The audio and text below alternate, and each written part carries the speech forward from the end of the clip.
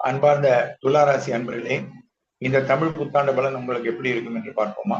வாருங்கள். துலாம் என்றாலே பொதுவாக நியாயமானவர்கள். துளாராசிக்காரங்க எப்படின்னா நியாயமா இருப்பீங்க. பொதுவா அடுத்தவங்க காசுக்கு ஆசைப்பட மாட்டாங்க, அவதூறுகளுக்கு போக மாட்டாங்க. அதுல துளாராசிக்காரங்க நல்ல மிச்சத்தை இருந்தவர்கள். அனாவசியமா யாரை பத்தி வம்பு பேசுறது அதெல்லாம் எதுவுமே வச்சுக்க மாட்டாங்க. அவங்க உண்டு, அவங்க வேலை உண்டு. ஆனா துலாத்துட்ட ஒரு பெரிய பிளஸ், அதுவே மைனஸ் என்ன அப்படின்னா, துலாம் பரோபகாரி. பரோபகாரின்னா பக்கத்து வீட்டு பிரச்சனைய தான் பிரச்சனையா எடுத்துக்கிட்டு வேகமா அவங்களுக்கு ஹெல்ப் பண்ண வாலண்டியரா போவாங்க. வாலண்டியரா இந்த காலத்துல யார் ஹெல்ப் பண்ணுவாங்க? வாலண்டியரா போய் ஹெல்ப் பண்ணுவாங்க. அது ஒரு பெரிய சூப்பர் பிளஸ். ஆனா அதனால இவங்க வீட்டுல இவங்க திட்டு வாங்குவாங்க, அது மைனஸ். அப்போ என்ன ஆகுதுன்னா, பரோபகாரம் மனிதனுக்கு தேவை. இப்ப என்ன சொல்றோம்? தனக்கு மிஞ்சி தானம். அப்போ தன் காரியத்தை முடிச்சதுக்கு அப்புறம் தான் அடுத்த காரியத்தை நம்ம பார்க்கணும். தான் காரியத்தை என் காரியத்தை விட்டுட்டு நான் போய் அடுத்தவங்க காரியம் பார்த்தேன்னா என் காரியம் ஃபெயில் ஆயிடும். அப்போ என்னுடைய சுக துக்கங்கள்ல பங்கு கொண்டவங்கள்ட்ட நான் ஒரு கெட்ட பேரையோ ஒரு அபகீர்த்தியோ நான் சம்பாதிக்கணும். அவங்களுடைய பேச்சுக்கு நான் ஆளாகணும். இது பொதுவான விதி. அப்போ துளாராசி செய்ய வேண்டியது என்ன, ஆனா செய்ய முடியாது என்ன அப்படின்னா, செய்ய வேண்டியது தன் காரியத்துல கவனமா இருக்கும். செய்யக்கூடாது அடுத்தவங்க விஷயங்கள போய் வாலண்டியரா விஷயங்கள்ல நுழைஞ்சா அதெல்லாம் நிறைய பிரச்சனை வரும். குறிப்பா இந்த ராசியில ரொம்ப பரோபகாரி அப்படின்னு சொன்னீங்கன்னா சுவாதி. சுவாதி பாவம். சுவாதி நட்சத்திரம் என்ன அப்படின்னா கருட பகவானோட நட்சத்திரம். பொதுவாக குறிப்பிட்டு இந்த நட்சத்திரம் ஏன் சொல்றேன் அப்படின்னா, இந்த ராசியில உள்ள இந்த நட்சத்திரத்துக்காரங்க தான் அதிகமான பரோபகாரியா இருப்பாங்க. சித்திரை விசாகம்லாம் விவரமா இருப்பாங்க. சுவாதி நட்சத்திரம் நல்ல பரோபகாரியா இருப்பாங்க. அப்ப அப்படி வரும்பொழுது என்ன ஆகும் அப்படின்னா, இவங்க குடும்பத்துல இருக்கக்கூடிய ஏச்சு பேச்சுகளுக்கு ஆளாக வேண்டி வரும். அதனால நீங்க இனிமே உங்களுடைய வாழ்க்கை முறை எப்படி மாற்றிக்கொள்ளணும்னா, முதல்ல நம்ம காரியம். அடுத்தவங்க பிரச்சனை, எல்லாருக்கும் பிரச்சனை இருக்கு. உலகத்துல பிரச்சனை இல்லாத மனிதனே கிடையாது. ரொம்ப நம்ம பிரச்சனையை முடிச்சுட்டு தான் நீங்க அடுத்த பிரச்சனைக்கு போகணும். அதை நீங்க பிராக்டிஸா நடைமுறைக்கு கொண்டு வரணும். அது உங்களால முடியாது, ரொம்ப கஷ்டம். பட் நீங்க செய்துதான் ஆகணும்.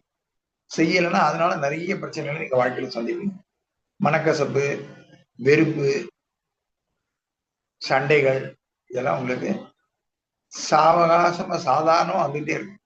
மெயினா சுவாதி சொல்றேன். பர்டிகுலரா ஏன் சொல்றேன்னா, என்னுடைய ஜோதிட அனுபவத்துல இந்த நட்சத்திரக்காரங்களை நிறைய பேரை பார்த்தேன். அவங்க எல்லாருமே super character, super human, but worst family man.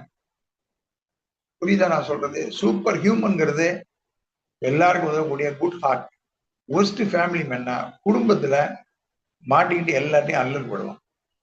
யாருக்கும் பேச முடியாம ஒரு நடுநிலையாளரா இருக்குன்னு நினைச்சு, தராசுனா என்ன நியாயம்? சுவாதி நட்சத்திரம் கருட பகவானோட நட்சத்திரம். ஏன் சுவாதி இயல்பா அப்படி இருக்காங்கன்னா, கருட பகவானோட நட்சத்திரம். கருடன் என்ன செய்வார்? பெருமாள் வந்த உடனே கருடன் குனிஞ்சு பகவானை ஏறிக்கிடுங்க அப்படின்னு. அப்ப அந்த மாதிரி சுவாதினாலே பிறருக்கு உதவி செய்ய ஒரு புனிதல்ங்கிறது அவங்கள்ட்ட பை நேச்சரா it's a good quality of Swathi. அதுக்காக அதை ரொம்ப மோசம் அப்படின்னு நம்ம சொல்ல முடியாது. பட் ஆனா அதனால அவங்களுக்கு பிரச்சனைகள் வரும். அதை தவிர்த்துக்கணும். அதான் கிளவர்னஸ். வேற சித்திரையும் விசாவும் விவரமாயிடுவாங்க. தான் காரியத்துல ரொம்ப கவனமா இருக்கும். சுவாதி அப்படி கிடையாது. அதான் விஷயம். ஒரே ராசியில 3 நட்சத்திரம் வருது, குணோபேதங்கள் வேற. அப்ப இந்த ஆண்டு எடுக்கும் பொழுது என்ன அப்படின்னா, இந்த ஆண்டு உங்களுக்கு நல்ல பொருள் வரவு, பண வரவு வரும். குடும்பத்தில் மகிழ்ச்சி நிலவும். குடும்பத்துல செலவழிக்கிறதுக்கு பணம் வேணும் சார். சார் எங்களுக்கு செலவுக்கு பணம் வேணும். கைக்கு நிறைய காசு வரும். நல்ல பழைய பாக்கிகள் ஏதாவது உங்களுக்கு வர வேண்டியிருந்தா அந்த காசு வந்துடும். அது பெரிய பிளஸ். சொத்து பத்துகள் வரணும் சார். பெண்டிங்ல இருக்கு, ரொம்ப நாளா கேஸ் நடக்குது, அந்த கேஸு வெற்றியாகும். அப்போ சொத்து பத்துங்கிறப்போ இந்த ஆண்டு இந்த தொழிலில் இருக்கக்கூடிய ரியல் எஸ்டேட் செய்யறவங்க நல்ல கணிசமான லாபங்களை பெறுவார்கள். நல்ல ஒரு கணிசமான லாபங்களை. ரொம்ப நாளா இடம் அட்வான்ஸ் போட்டோம் சார், இடம் விற்கல அப்படின்னா இப்போ உங்களுக்கு இந்த ஜூன் 1ஆம் தேதிக்கு அப்புறம் கட வியாபாரம் நல்லபடியா இந்த கிரக நிலைகள் உங்களுக்கு சாதகமாக அமைத்து. அப்ப அதனால ஒரு நல்ல லாபம். ரியல் எஸ்டேட்னா என்ன? Commission business. இடத்த வாங்கி ஒருத்தட்டு இருந்து வாங்கி இன்னொருத்தட்டு விற்கிறோம், அது சூப்பர். அப்ப அதனால உங்களுக்கு ஒரு நல்ல பொருள் லாபம். அதை வச்சு உங்களுடைய தேவைகளை, குடும்ப செலவுகள், வேற சொத்து பத்து நமக்கு ஏதோ பெண்டிங் இருக்கு, ஒரு வீடு கட்டணும், அட்வான்ஸ் போட்டு வச்சிருக்கோம், இடத்த வாங்கியாச்சு, ஆனா கட்டணம் சார் நாட்களே பண்ணல, இந்த ஆண்டு நீங்க செய்யலாம். அதுக்கு சுவாதி சுயமான வீடு அமைத்துக் கொள்ளுதலுக்கு இந்த ஆண்டு சூப்பரான ஜூன் 1ஆம் தேதிக்கு மேல நாட்கால் பண்ணி கடற்கடன் வேலையை ஆரம்பிங்க. பைசா வரும். ஃபைனான்ஸ் லோனு, பேங்க் லோனு, வரக்கூடிய பழைய பாக்கிகள், பெரிய தொகை வரணும் சார், கொடுத்த ஒருத்தட்ட வரல, தொகை வந்துடும். அதை வச்சு நீங்க பைசல் பண்ணி அழகா உங்களுடைய கிரகப்பிரவேசத்தை அழகாக முடித்துக் கொள்ளலாம். அது இந்த ஆண்டு சுவாதிக்கு ஃபர்ஸ்ட் பலன். வம்பு வழக்கு, கோர்ட்டு, வியாஜியம் வழக்குகளில் பூரண வெற்றி உண்டு. ரொம்ப நாளா இழுத்த கேஸு உங்களுக்கு சாதகமாகி தீர்ப்பு வந்துடும். அதனால உங்களுக்கு இரட்டை சந்தோஷம் ஏற்படும். ரொம்ப நாளா இழுத்துது சார், 15 வருஷமா கேஸ் நடந்தது சார், இப்ப எனக்கு வெற்றி ஆயிடுச்சு, இந்த ஆண்டு வெற்றி. உங்களுக்கு அது ஒரு பெரிய பிளஸ். அதே நேரத்துல பொருளாதாரம் நல்லா இருக்கும். புதிய தொழில் தொடங்குபவர்கள் தயவு செய்து இந்த ஆண்டு செய்ய. அப்படி செய்யறதாக இருந்தால் நீங்கள் தை மாசம் பிறந்து செய்யுங்க, அதுக்கு முன்னால செய்யுங்க. தை மாசம் பிறந்து செய்யுங்க, அதுக்கு முன்னால நீங்க செய்ய வேண்டாம். அப்படி செய்தீர்களானால் அது ஒரு பெரிய தேக்க நிலையை உருவாக்கி உங்க பணம் லாக் ஆயிடும். அதனால முன்னாடி நகர முடியாது, பின்னாடி நகர முடியாம ரொம்ப சிக்கலாயிடும். மாசி படர் மாசி பங்குனியில பண்ணுங்க, அருமையா இருக்கும். அது வரைக்கும் இங்க பொறுமையா தான் இருக்கும், வேற வழி கிடையாது. ஆபீஸ்ல இருக்கிறவங்க, சார் இவ்வளவு நாளா நான் நேற்று வரைக்கும் ரொம்ப நல்லா இருந்தார் சார் முதலாளி பாஸ், இன்னிலிருந்து எனக்கு கொடன்னு கொடைகிறார் சார், ரொம்ப திட்டுறாரு சார், கண்டிப்பா திட்டுவார். ஆபீஸ்ல பிறருடைய ஏச்சுக்கும் பேச்சுக்கும் ஆளாக வேண்டி வரும். துலா ராசிக்கு தொழிலில் உங்களுக்கு கடுமையான சிரமங்கள் வரும். கடுமையான சிரமங்கள் வரும். இவ்வளவு நாளா ஜாலியா இருந்த மாதிரி எல்லாம் இருக்க முடியாது. அன்னன்னைக்கு வேலை அன்னன்னைக்கு பண்ணிடணும். இல்லைன்னா பாஸ் உங்களுக்கு நோட்டீஸ் கொடுத்துருவார். என்னையா வேலை பார்க்குறேன், இவ்வளவு வருஷமா வேலை பார்க்குற, எக்ஸ்பீரியன்ஸா இருக்க, ஏன்னா உனக்கு இது கூட பண்ண தெரியாதா அப்படின்னு சொல்லி ஒரு சின்ன மேட்டருக்கு உங்களை கடுமையாக கடிந்து கொள்வார்கள் உங்களுடைய சீனியர் அதிகாரிகள். நல்ல ஞாபகம் வச்சுங்க. நிறைய பேருக்கு பணிகள்ல இருக்கிறவங்களுக்கு இடமாற்றம், தொழில் தேக்கம் ஏற்படும். புதிய முதலீடு எல்லாம் எதுவும் பண்ணிடாதீங்க. பழைய வியாபாரிகள்லாம் இருந்தீங்கன்னா இருக்கிற சரக்க அதே லெவல்ல அப்படியே மெயின்டைன் பண்ணி இந்த ஒரு வருஷத்துக்கு வியாபாரத்தை கொண்டு போயிரு. அடுத்த ஆண்டு தான் நீங்க இனிமே புதிய எக்ஸ்பான்ஷன் பிளான் அடுத்த ஆண்டு தான் செய்யும், இந்த ஆண்டு செய்யாது. செய்தீங்கன்னா உங்களுக்கு பைசா லாக் ஆயிடும். மறுபடியும் சார் பைசா திருப்பி ஸ்டாக்ல போட்டேன் சார், எனக்கு ஒன்றும் பிரமாதம் வரல சார்னு சொல்லக்கூடிய ஒரு டஃப்பான சிச்சுவேஷன். இதனால ஞாபகம் வச்சுக்கோங்க. சார் எனக்கு ரொம்ப நாளா உடம்பு சரியில்லை, வீட்டுல குடும்பத்தார், உறவு, உங்களுடைய தாயார், இவங்களுக்கெல்லாம் உடல் நலம் சரியில்லை அப்படின்னா உடல் நலம் நல்லாயிடும். உடல் நலம் நல்லாயிடும். குடும்பத்தில் நிம்மதி பிறக்கும். ஒருவருக்கு ஒருவர் நல்ல சுமூகமான நிலை உருவாகும். சண்டை சச்சரவுகள் விலகும். மனம் விட்டு பேசுவீங்க. பேசினா உங்களுக்கு காரியங்கள் நல்லபடியா வெற்றி ஆயிடும். அதெல்லாம் உங்களுக்கு இந்த ஆண்டு பிளஸ். புதிய தொழில் முயற்சி தவிர்க்கவும். வேலை இல்லாதவங்க, வேலையில இருக்கிறவங்க இருக்கிற வேலையை தக்க வைத்துக் கொள்வதற்கு கடுமையாக உழைக்க வேண்டும். திட்டமிட்டு உழைக்க வேண்டும். சும்மா ஏதோ ஜாலி வாக்கெல்லாம் போக முடியாது. பிராங்கா சொல்றேன். பின்னால வருத்தப்படாதீங்க.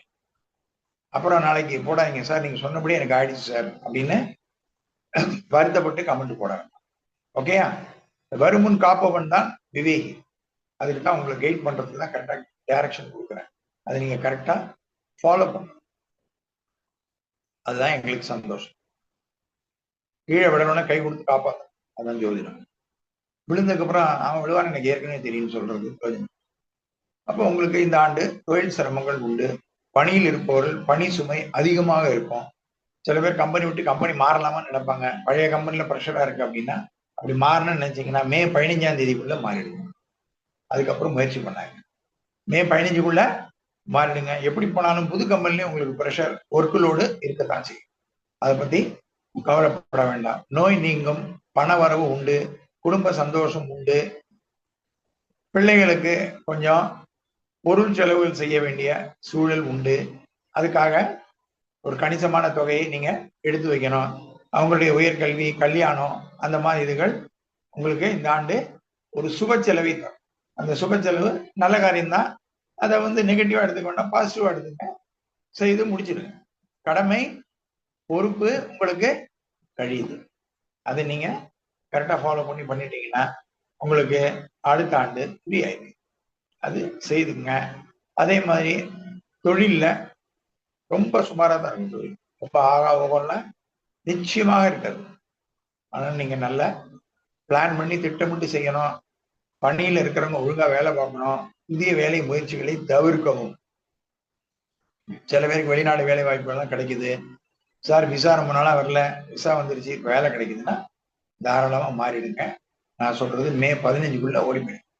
மே 15க்குள்ள டக்குன்னு ஷிஃப்ட் ஆயிடும். நோட்டீஸ் இன்ட்ஸை கொடுத்தேன் பழைய கம்பெனிக்கு, ரிலீவ் பண்ணிட்டேன் சார், ரொம்ப சந்தோஷம், புது கம்பெனி கிடைச்சிது, ஆர்டர் கையில வாங்க.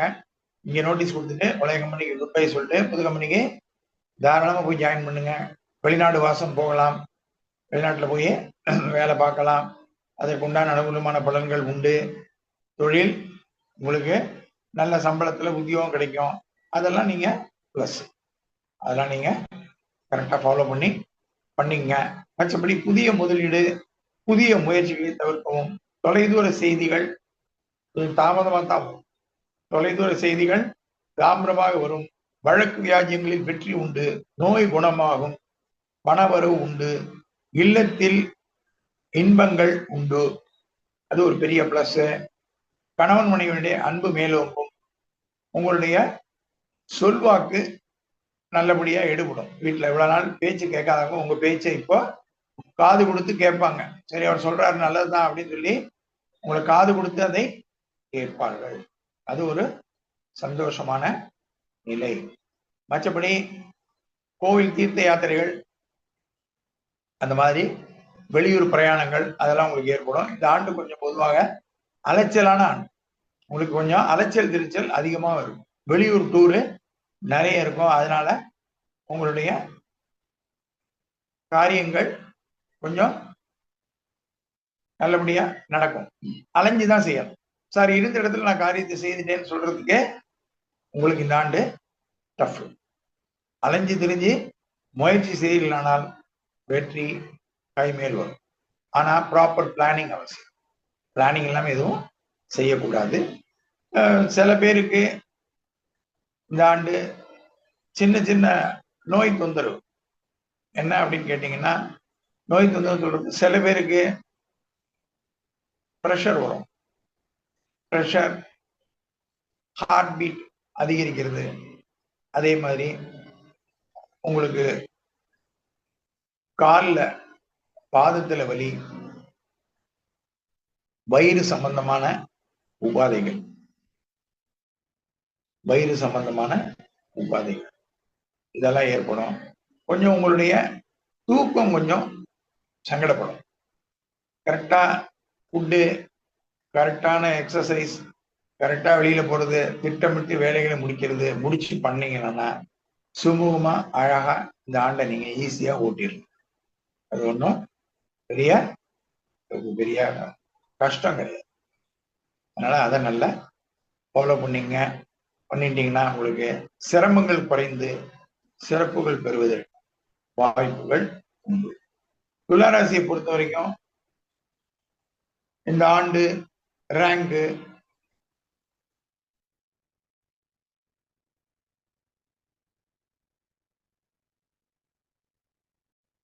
9. துளாராசிக்கு இந்த ஆண்டு ரேங்க் 9.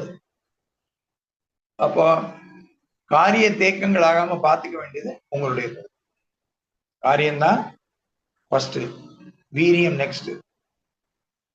எல்லா மனிதனுக்கும் வீரியம் இருக்கு. அப்ப வீரியம் எப்போ உணர்ச்சி வசப்படணுமோ அப்போ உணர்ச்சி வசப்படணும், எப்போ அமைதியா இருக்கணுமோ அப்ப அமைதியா இருக்கணும். இப்ப கிரகம் நமக்கு சுமாரா இருக்கும் பொழுது இப்ப போய் நம்ம எகிரிட்டு நிக்க கூடாது. எல்லாத்தையும் அரவணைச்சு நல்லா பேசி, பேச்சு சாதனையமா பேசி பல காரியங்களை சாதிப்பீங்க. உறவுகள் நல்ல ஒத்தாசை தருவார்கள்.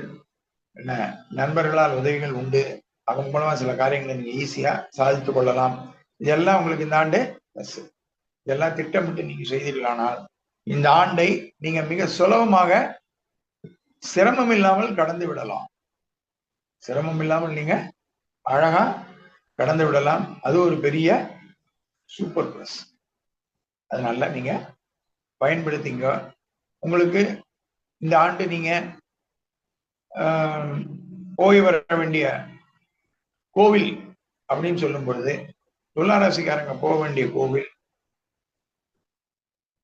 திருச்சி திருவானைக்காவல் ஜம்புகேஸ்வரர் அகிலாண்டேஸ்வரி அம்மன். வியாழக்கிழமையில போய் சுவாமி அம்பாளுக்கு அபிஷேகம் பண்ணி அன்னம் நைவேத்தியம் பண்ணி, ஏதாவது சித்திராண்ணன் மெயின் குருவுக்கு ரொம்ப பிரீதி தயிர் சாதம், தயிர் சாதம் புளி சாதம் 2 நைவேத்தியம் போடுங்க.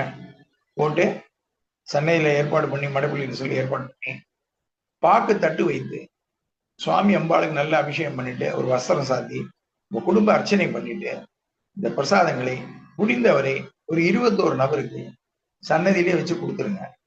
பிரசாதம் கொஞ்சம் செழிப்பா போட சொல்லுங்க. ஒரு குடி போட சொல்லுங்க. 21 பேர்னா கரெக்டா 21 பேருக்கு தான் கொடுக்கணும். கூட 10 பேர் தப்பு இல்லை. கொடுத்துட்டு சுவாமி நல்லா கும்பிட்டுட்டு சிவனுக்கு வில்வ மாலை, அம்பாளுக்கு மல்லிகை மாலை போட்டு நல்லா கும்பிட்டு வாங்க. தடைகள் விலகும். அகிலாண்டேஸ்வரி ஜம்புகேஸ்வரர் அருளால் அனைத்தும் வெற்றியாகும். வாழ்க வளமுடன். சுபா. கண்டிப்பா போயிட்டு வாங்க. திருவானைக்காவல் திருச்சி ஜம்புகேஸ்வரர் அகிலாண்டேஸ்வரி அம்மன் வியாழக்கிழமை தரிசனம். நீங்க போக வேண்டியது வியாழக்கிழமை காலையில 8 மணிக்கு மேல அபிஷேகம் வச்சுக்கோங்க. ஏன்னா வியாழக்கிழமை 6 to 7:30 எவங்க காலையில 8 மணிக்கு மேல 2 சன்னதி முடிச்சுட்டு நீங்க 10:30 மணிக்கு வெளியில வந்து அந்த மாதிரி பிளான் பண்ணீங்க. ஃபர்ஸ்ட் கிளாஸா நல்ல சாமி கும்பிடுவாங்க. எல்லாம் உங்களுக்கு பூரணமான வெற்றி, தடைகள் விலகும், எதிர்ப்பு குறையும், இறுதி வெற்றி கிடைக்கும். வாழ்க வளமுடன். சுபம்.